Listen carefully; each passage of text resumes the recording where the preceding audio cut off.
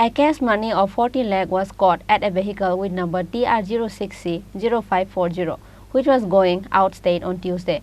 Police arrested 3 persons in the incident. Their names are Akhtar Hussain, Rajiv Hussain, and Nayan Devnath. All of the 3 are residents of Rajnagar of Telemura.